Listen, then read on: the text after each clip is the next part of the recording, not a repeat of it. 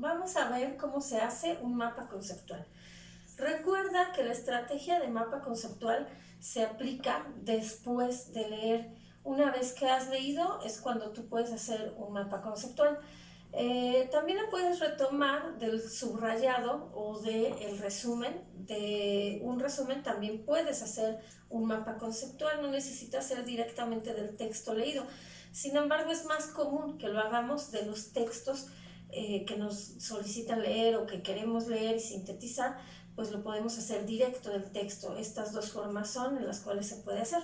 Bueno, primero que nada debes tomar en cuenta que el mapa conceptual en realidad es una representación gráfica o esquemática del contenido de un texto. Eso es un mapa conceptual. Una representación de manera esquemática que te va a permitir sintetizar la información de una manera más precisa, más exacta, porque no es necesario que escribas líneas o ideas, solamente, como el nombre nos lo indica, son conceptos o palabras claves. Por eso puedes basarte en tu resumen. En este caso, sí es importantísimo que tú consideres que el nombre nos lo está indicando, mapa conceptual, solo conceptos, porque a veces escribimos frases completas y no es adecuado escribir frases completas, solamente conceptos claves o palabras claves que me van a permitir explicar mi tema. Y como el nombre lo dice, es un organizador gráfico o un esquema que nada más debe de contener lo esencial de una problemática o de una lectura. En este caso, ¿qué se usa para hacer un mapa conceptual? Es necesario que sepas que hay ciertos elementos que debemos usar. Bueno, lo primero que usamos son, obviamente, los conceptos. Los conceptos claves son lo esencial, que deben ir de manera jerárquica, comenzando del más inclusivo, ¿qué quiere decir esto? El que incluya todo el contenido de mi lectura, el que sea como general, que aborde ese tema. Si voy a hablar, por ejemplo, en una lectura me están solicitando hablar de la música, quizás mi concepto general sea la música. Si una lectura habla de violencia, mi concepto general puede ser violencia. Entonces tengo que localizar cuál es el concepto principal o que englobe a todos los demás. Y ese tendrá que ir en la parte superior de la hoja. Bueno, otro aspecto que debes señalar es que se usan nodos. ¿Qué son los nodos? Son esos circulitos, óvalos o recuadros en los que tú encierras los conceptos. Comúnmente los llamamos, encierran un círculo o le ponemos un rectangulito y a veces lo coloreamos y lo hacemos llamativo. En realidad tiene un nombre, se llama así, nodos. Y tiene una razón de ser. Esa razón de ser es que los conceptos estén separados, que tú puedas ubicarlos, que no te pierdas, que en la lectura, que cada concepto esté encerrado para que tú puedas facilitarte la comprensión de tu mapa conceptual y que en él puedas entender cuál concepto va con qué elemento y la relación que hay entre ellos. Otro aspecto son las líneas que debe tener. Generalmente ponemos líneas de colorcitos y así lo vamos señalando. Sí puedes hacerlo, pero las líneas también tienen una razón de ser. En realidad lo que nos permiten es relacionar los conceptos. Para ello son estas líneas. Son líneas que nos van a direccionar hacia dónde vamos a leer. Son líneas que van a relacionar cada uno de los conceptos y su secuencia, así como su orden en nuestro mapa conceptual. Bueno, otro elemento es los conectores. Puedes usar palabras en medio de cada uno de los conceptos.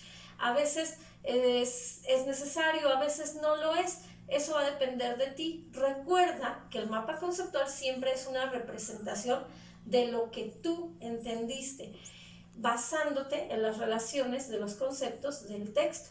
Bueno, ahora vamos a ver para qué nos sirve el mapa conceptual. Bueno, lo primero que identificamos es que nos sirve justo para identificar conceptos.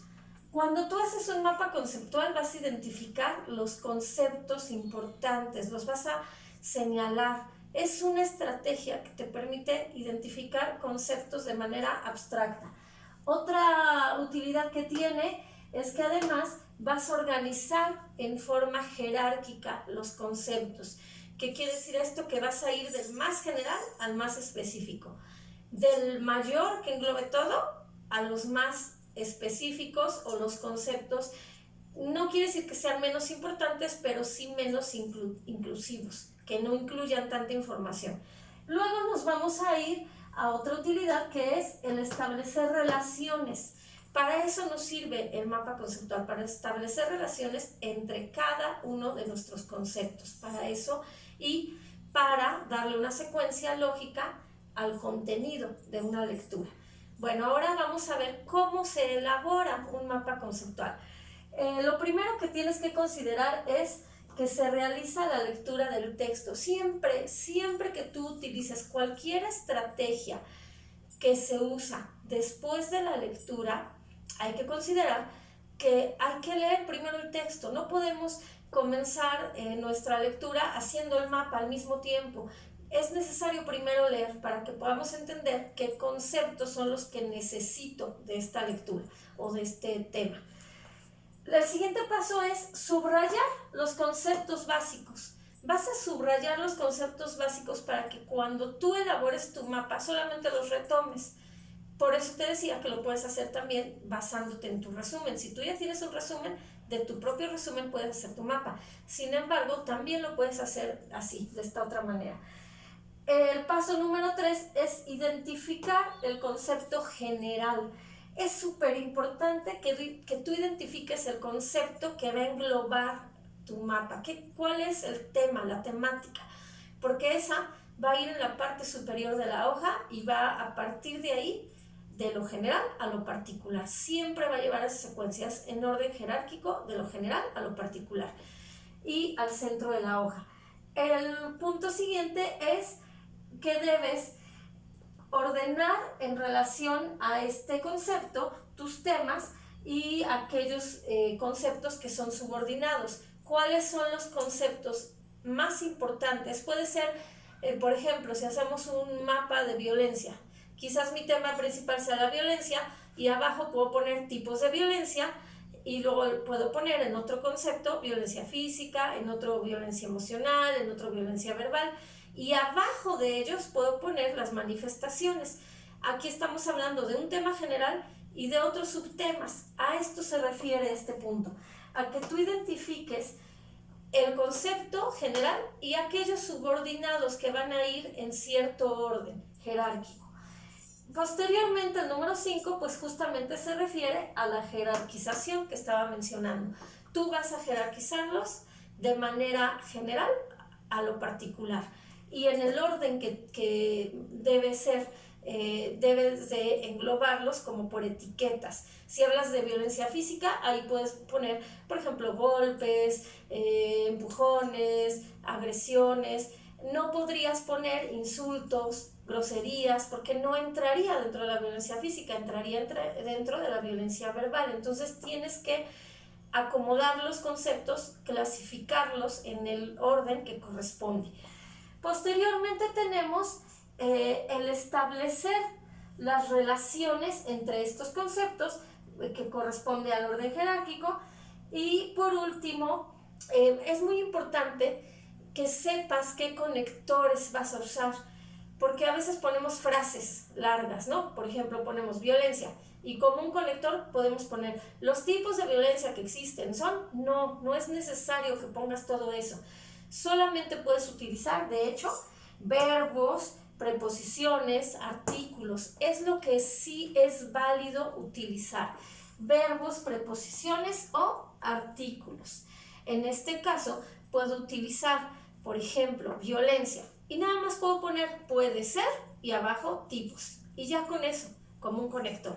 Sí es importante que quede claro que el mapa conceptual, como el nombre nos lo dice, son conceptos y que es una representación gráfica de lo que tú entendiste de un tema o de una lectura. Y que, bueno, siempre tienes que utilizar todos estos pasos para que tú puedas elaborarlo de manera adecuada.